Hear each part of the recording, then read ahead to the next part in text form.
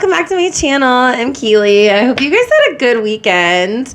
I hope you had a good Sunday. I always get super bummed on Sunday because Badger goes back to her dad's. And then I'm all alone with my cat and my AR-15, my Smith & Wesson, and all three of my Glocks. Just doing, just being chill girls. Just doing chill girl things. Oh God, I have to go to dialysis tomorrow. If you can't tell, my face is like so swollen. It gets really swollen on Sundays because that's like my 2-day. It's like my weekend. It is my weekend, literally, like from dialysis. I don't have to go to treatment Saturday and Sunday. And it makes this happen. It makes me swell up like Mrs. Puff. But yeah, anyway, so we're going to watch something kind of fun today. I love the Infographics channel. I think that they're a really good way to like make history palatable to everybody. And they break it down in a way that like everybody can understand. Here we go. So we're going to watch an infographics show. Hold on, something just happened on my... There we go. I was like, where do my tabs go? We're going to watch a video by the Infographics channel called Why 17,000 Were Executed During the Reign of Terror. And I like this topic because if you guys have been watching my channel for a while, you know King Louis XVI is my boy. That's my bestie for the resty. I don't know why. I have this weird, like, historical, like, obsession, like, fascination with him. He was just our, ace, possibly had a touch of the Tism King. Like, I love him. And if it wasn't for him, we probably wouldn't have won the American Revolution. So we actually owe them a lot. And they went into debt because they were helping us. They also had a war before that, but like they helped us out a lot during our revolution. And like, I feel like King Louis gets such a bad rap. Like he does. He wanted to be a good leader. He wanted to be a good king, but he had some really bad advice from people around him. And also it's just, because of the wars and stuff, and there was a lot of different factors that went into it, but people were hungry. Yeah, I get it. Like we always hear, the economy, that's why we voted for Trump. Well, they didn't have a very good economy back then either, but it's just, there's a lot of nuance to the conversation, but he genuinely did care about, doing what the people he was in charge of wanted. Like he wanted the people to be happy. I genuinely believe that. I did my senior paper on Marie Antoinette. I don't know why. I mean, I knew of her, but I've always been super obsessed and fascinated with Versailles, but I don't know, I just wanted to do my paper on her. So I learned a lot about her and King Louis. And it's been a fascination of mine ever since. I want to go to Versailles so bad. But people are like, they were so out of touch with the regular people. First of all, King Louis had these tribunals where it would be like the royals, like the aristocrat, the royals, and then there was like the next class of people. I think it was like people who weren't royals, but they were like high ranking people in society. And then he had like the common people. And yeah, it was kind of a little uneven. There were a lot less of the common people there, but he did attempt to actually like hear what people who were in lower classes, had to say and what they wanted from the royal family and what they needed the country to do for them to help them. And he just got really bad advice from a lot of people around him. But also people were like, they spent all this money. They were so out of touch. Literally Versailles is so far away from, you are so in your own fucking world at Versailles. You're so far away from anybody. It's pretty isolated. I mean, it's out there. It's like an hour away from Paris or something. So it was pretty isolated. And they had everything they needed there. And he was raised that way. His great grandpa, I think, is the one who built it, right? King Louis XIV. Because King Louis XV was his grandpa. And then King Louis's dad and mom both died. And his grandpa raised him, if I remember correctly. And so, I mean, he was just doing what he was expected to do. That's how he was raised. That's where he was raised, in a royal palace. He was a royal person. Like that's just how it had always been. But I do understand how, like right now, like we're seeing a bunch of healthcare CEOs go down. Like, fuck yes. I have kidney failure. I literally couldn't. I'm like, free him, free my babe. Like it was so hot. Anyway, so yeah, I think that King Louis gets an unfair amount of hate. I don't think people really learn anything about him. I don't think that they learn anything about that whole entire period in history. They just have these preconceived notions. Like people still think that people just like took a shit in the halls of Versailles, and like maybe once in a while, because there were a lot of people that came in and out of there, but like they had wash closets and latrines and like chamber pots and like maids and stuff. They were royals. They weren't fucking animals. Like, just people are so ignorant about that time in history. I'm like, Mozart died like 20 years before Marie Antoinette, so like he was around during that period. A lot of people don't know that. Anyway, so I'm not a big fan of Robespierre, okay? I'm not a big fan of him because he killed my mans. He killed my bestie. He killed my King Louis the 16th. King Louis was so cute, by the way. I think he was so adorable. And yeah, he got his head cut off by these dickheads. But you know what? They got theirs. They got theirs in the end. Let's watch a video about it. Make sure you guys like and subscribe.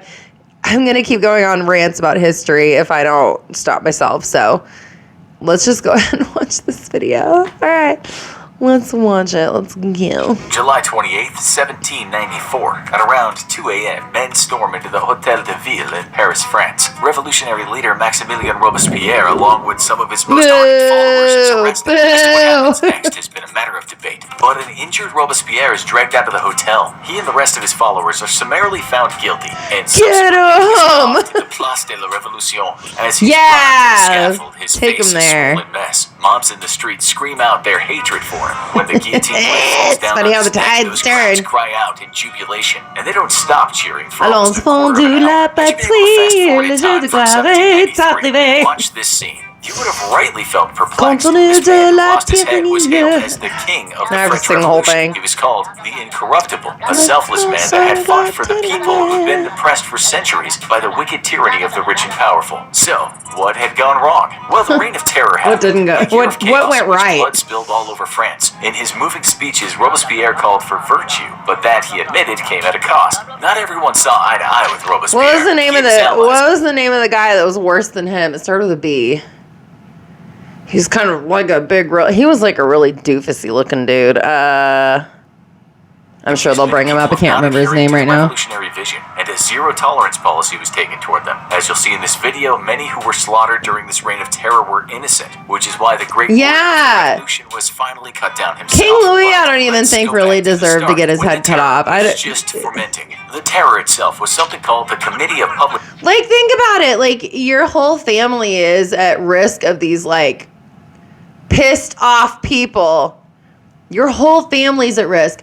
Would you not try to get away and save your family and save yourself? Like that, he was just trying to get to safety, and people act like he was like like the last days of the Reich or something. Like, come on. It just makes me so mad. Public safety, which was a provisional government formed around 4 years after the storming of I love Bastille their on July 14th, clothes back then. This is my era. I love the 18th century, late 18th century. Hell yeah, Rococo. Hell yeah. The country was beset by war with other countries, and internally there was so much strife. Civil war was in the cards. So in 1793, I love the little animations. They're so cute. Robespierre soon became head. The committee promised to protect France from its many foreign enemies. Wasn't he really popular pockmarked. Internal dissent would quickly be quashed. The committee had no qualms about admitting that to dissuade people from criticizing or Little against the French guy revolutionary yelling. ideals, folks would have to die. This message was explicit, not implicit. It's a complex story, but you need to know that Robespierre and his allies supported a centralized republican state, something aligned with a movement called Jacobinism. The thing was, Jacobinism. philosophy was, That's fun to if say, you're not with us, you're Jacobinism. against the revolution and a threat to the virtue they wanted to install. There was little or no room for criticism, so left-wing politics and a progressive outlook became a kind of dictatorship. The committee told the people in no uncertain terms Like, that they're they just would a whole, rule by they're like a bunch terror. of That might French sound Hassan strange to you pikers. viewers right now, since the word has so many negative connotations. But for the Jacobins on the committee, if you wanted to make an omelet a country where virtue flourished, a few What a bad eggs had to be bro-ho. broken. Robespierre didn't just see bad eggs in the streets machinating against his revolutionary ideals, but he feared his own military commanders might defect. In time, he would also see bad eggs in his own government. Okay, so that sets the scene. Not going There was great. a lot of paranoia and a lot of disgruntled people Not in going France, great. some of whom had little to eat. That didn't bode well for harmony and No, when you're hangry, solidarity. everything seems like 100 times worse. When the law of suspects came into effect, That's how this I would am. weed out the enemies of the revolution. Many of them The little would take their animations last are so breath fun. as the blade of the I guillotine love fell it. down on their neck. The members of the public who stood Is it and true listened that to you Robespierre can talk still, about the like, enemies of the revolution you still were have some brain encouraged to do a activity bit of after you weeding get out themselves. guillotined? So at times, men and women were beaten to death in the streets by mobs. Not only that, Did people you snitched on guys others know to what get they them out of the did way. to, I think it was Marie Antoinette's sister-in-law. I don't think I can even say it on here. She got fucked up. Meanwhile, surveillance committees were created It to was keep tabs on anyone who could be brutal. deemed as a traitor. As I think it happened was her later in sister-in-law. totalitarian governments that popped up around the world, the public was also asked to carry around a card that certified that they were not traitors or wrongdoers in the eyes of the revolution. Okay, Nazi This was called Germany. the Certificate of Civism. Not having one on your person could lead to trouble. Ironically, the law decreed that anyone who had been found out as an enemy of freedom could be arrested and summarily executed, even if they were only critical of the revolutionary cause. Many others were killed because they were deemed to be nobles who had not committed enough time to support the revolution. It's anyone's guess just how many people were arrested under this law, but That's the number given by some crazy. scholars is 500,000, while the number of official executions They is literally close to turned into a 17,000. totalitarian That doesn't count how many dictatorship. people were just Oh my killed in the God. street by the authorities or by mobs. Then there were those who perished in the prisons where food was scarce and disease was rife. Yeah. The number of prisoners who died while incarcerated has been put at 10,000. As for demographics, it said 8% who died were aristocrats, 14% were middle class, and 72% were workers or peasants. Whoa. A further 6% were clergy. The church was not welcome, which led to thousands Yeah. of priests being exiled and hundreds I always executed. forget We France now was a call this Catholic religious country. purge de-Christianization. The church itself had a long history of violence and corruption, so it... Yeah, as a it's hard to Catholic, imagine I a can time admit like that, yeah. But one thing for sure is you had to watch Yeah, what the you said. Inquisition, A the loose word while Crusades, they drinking a weren't, beer in a tavern could mean someone listening at the weren't other side great. of the tavern reporting you. Of course, people reported folks they just didn't I like her care little for very space much. bun. This would often land the alleged transgressor in one of those filthy prisons, and in terms of criminal justice, they didn't have a leg to stand on. When the loi de la grande That's when, like, that whole thing at the Olympics, when it was like, that song, and everyone's like, that's amazing. I'm like, do you guys even know what happened after the revolution? Like, do you guys realize how many, like, peasants and everyday people fucking died and got guillotined because of this, like, crazy mob justice type shit that was going on? I'm not saying revolutions are bad. Right now we're in the age of Pluto's in Aquarius, you know, like, this is the last time Pluto was in Aquarius was the French Revolution and American Revolution. And as an Irish person, as 100% Irish person with grandparents who may or may not have had to run from the English because they aided the uprising and the you know, the Civil War and everything in Ireland to, you know, make sure that the English got out of our country. I'm not saying revolutions are bad. I think they're good.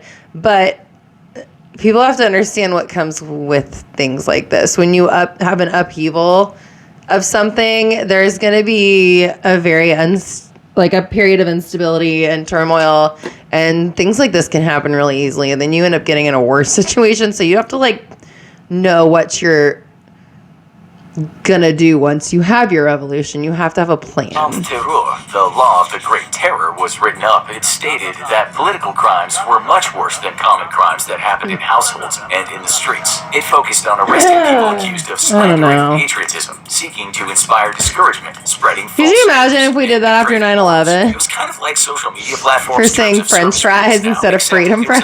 One strike and you're dead. The law stated every citizen is empowered to seize like these people are getting guillotined and bring them before the magistrates. So if someone accused a person of one of those crimes, that person would then be taken to stand in front of something called the Revolutionary Tribunal. Obviously, the person could deny what they said, but if the tribunal didn't believe them, I feel like the tribunal is pretty biased. Nothing in between. The accused were provided with no defense. No witnesses were allowed to come forward and support the accused. They could be killed for merely being accused of harboring a perceived thought. To understand this, you were thinking about it. You go to the guillotine. Which was called the French Revolutionary Calendar. At the start of spring, in the month named Germinal, 155 Germinal? Which one is that? Acquitted after being accused of breaching the terror I law. don't remember learning that month in French class. 354 people lost their heads and 159 were acquitted. In the month of Précrial, 509 were executed. Oh, I guess I don't know the month.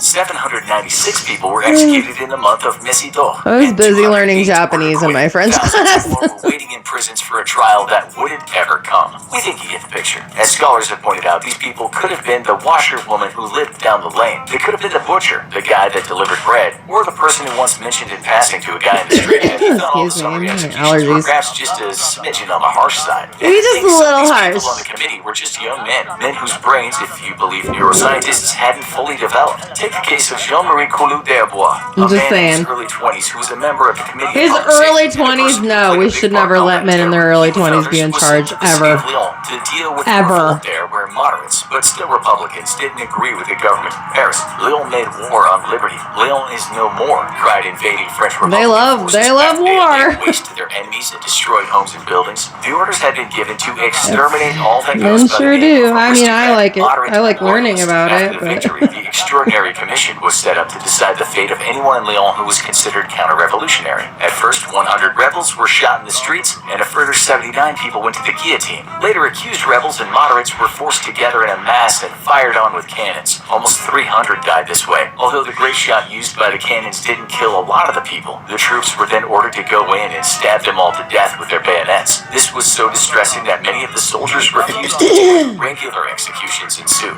This was like the Einstein's flipping. Most of the people who were killed were not hardcore rebels, but commoners who worked in Lyon. They played no part in they're just politics, little people doing their little low wages thing. These ads are insane. We went without a health plan for a long time. Okay. Having kids was definitely reluctance to make things better. Others were merchants, some were priests. One guy was a surgeon. In all, 2,000 people in Lyon. Why would you kill the surgeon? You might need him. People on your side. And much of France was now beginning to wonder if these guys running things in Paris, especially Robespierre, were possibly out of control. Maybe a little bit. Bloodshed might tarnish his name, but oh boy, was he convincing when he made his speeches. He was a mess. In some darkened corridors, men and women talked in hushed tones about a man that once fought against tyranny, but had now become a tyrant himself. One of those people was the revolutionary Jacques-Alexis Thuriot. He saw what Robespierre that's not who I was thinking of. Say, while Robespierre was talking the other guy. look at the bugger. It's not enough for him to be master. The little voices. Soon resigned from the committee, even though he'd been a hardcore radical in the past, calling even Robespierre too moderate. He was a friend and supporter of Georges Danton. That guy, Danton. It wasn't with the B. It was Danton. Part of the Committee of Public Yeah, that guy. It seemed to him that progressive politics That guy had been replaced sucks. by brute oppression. He dared to say that perhaps rule by terror was not the order of the day. He wanted to see an end. I thought he was worse. The widespread famine. Oh. Brazen enough to ask I thought he was worse than Robespierre. I thought he was more extreme. Maybe I'm wrong. Robespierre saw Danton as a threat, and so without further ado, he I think he was someone else. accused him of various corruptions. This was a pretext to take him out, and supporters of Danton. I thought he was more extreme than Robespierre. I must have been wrong. The night before Danton was executed, he said, "It was just a year ago that I was in the means of instituting the Revolutionary Tribunal. May God and man forgive me for what I did then." I'm sorry, Danton. I'm sorry I had you mixed up with someone else then. On the day he and 14 other alleged conspirators were led to the guillotine, he said something else, something that would become true. Not a man of them has an idea of government. Robespierre will follow me. He meant to scaffold. He wasn't wrong. After Robespierre was arrested, when his mouth was filled with blood, it's alleged someone shouted, "The blood of Danton chokes him." The reply he made through broken teeth was, "Is it Danton you regret? Cowards. Why didn't you defend him?" It was more than Danton. It was the year of blood being spilled, and often the accused were no more than the victims of paranoia. I don't know. I guess I always thought he was, And he had also criticized his old friend I always Robespierre thought he for was mass more executions in extreme. the public, as well as the hundreds who were in prison and no doubt innocent of any crime. He spoke his mind in a journal he published called Le Vieux Cordelier. He wrote, "My dear Robespierre, my old school friend, remember the lessons of history and philosophy. Love is stronger, more lasting than fear. The Committee of Public Safety can elevate themselves to the sky. They can never reach it through paths of blood. This was a dangerous thing to do, and Robespierre was told that by his more secular allies. Don't worry, he told them. Demelon is just an unthinking child who has fallen into bad company." He then ordered the journal to be publicly burned. He also doubled down on his terror campaign. He wrote that anyone not in support of it was a conspirator, and their fate must be death, and only death. He then wrote on the report on the principles of political morality, defending his reasoning. Part of it went like this: "If the spring of popular government in time of peace is virtue, the springs of popular government in revolution are at once virtue and terror. Virtue without terror is fatal. Terror without virtue is powerless. Terror is nothing other than justice, prompt, severe, inflexible. What? It is therefore an My brain emanation of can't. virtue, a consequence of the general principle of democracy applied to our country's most urgent needs." My brain can't The executions process of that right people now. that had once been on his side. He did try at least to protect his old school buddy Demelon, who died on the same day as Maybe Danton. it was Demelon, I wife think, was I also don't know. later executed for conspiring to free her husband and ruin the republic. Free my babe! I had dreamed of a republic such as all the world would have adored. I could never have believed that men could be so ferocious and so unjust. He apparently had to be held down by... I'll put money on your books, baby, I promise. His wife was soon going to meet the same I'll fate. send it to you, She did. JPay. And Jacques Hébert was among others that lost his head. He'd been outspoken about food shortages among the poorest of the poor. After calling for an uprising, he and 17 of his followers went to the scaffold. These executions we just mentioned were the final straw for some. Although Robespierre was unequivocal when he said there needed to be even more purges if his plan to bring virtue to France was to come to fruition. He was In his final just speech, he began, "The enemies going of the Republic crazy. call me tyrant." He went on in a quite moving Kinda narration acting to like explain one. how he wasn't the enemy, but the conspirators were. He said, "The good and the bad disappear alike from the earth, but in very different conditions. God. O Frenchmen, O my countrymen, let not your enemies with their desolating doctrines degrade your souls and enervate your virtues." As the maddening sounds crowd kinda adored his manipulative. speech shouted "La guillotine" for the men who Robespierre was talking about, those same men were planning to get rid of the master order. The next day was the historical coup d'etat Coup of d'etat. 9 Thermidor. Those men, who surely would have been executed themselves, managed to convince the convention to arrest parle un peu Robespierre. français. He and his allies were rounded up, 21 of them in all, with an average age of 34. Like those that had gone to the guillotine Like before my them, there was age. no trial. The reign of terror was well and truly over, but the kinda violence old for didn't back stop. then. It's After kinda all, old for there were now. still living people who supported Robespierre and his terror tactics. Now they had to go, and in time many were butchered for what they had believed in. On top of that, the harvest of 1795 Was it worth wasn't it? good. Because once you're dead, you're dead. That's it. Like, lights out. Against the convention and people taking their You don't finger even out get to on other see members any of of the public. Steele, what a change. famous writer once said about the worst times of the revolution, it was the season of darkness in France. One And you very don't get long another winter of chance. despair. But on the upside, new ideas settled on the world. Ideas I'm centered turning around into a those two nihilist. precious Help. things we call liberty and freedom. Now, you need to hear more about totalitarian rule and terrifying story of Joseph Stalin's rise Hell to power. yeah. Or have a look at this. I'm gonna watch one about Saddam Hussein. Just kidding. I remember when we got him. Alright. Well, that was interesting. I like that channel. I like the Infographics channel. The little voices and the little animations are so cute. And they like, I don't know, they just break down the information in like, it's all accurate information and it's broken down into, it's like condensed into pieces that people can like understand, and it gives you a general idea of the history without like overwhelming you with information, if that makes sense. And yeah, I think they're a great channel. I think they're awesome. I know a lot of historians really like this channel. Yeah, I think they do a great job at relaying the information in a palatable way that's fun and entertaining, and I think that's great. I think they teach a lot of people about history, and this kind of stuff is important because we don't want this to happen again. Like, we're literally bordering on some kind of revolution here in the U.S. I'm sure of it. And, yeah, or some kind of civil war. So we're just let's make sure that this doesn't happen. We don't have our own reign of terror. Yeah, so that was fun. That was cute. I love that. I love that period in history. I'm a big fan of the mid to late 18th century. Big fan. Probably a past life situation. I don't know. All right, guys. Well, let me know in the comments what you want me to watch next, and I will see you in the next video. I love you. Bye.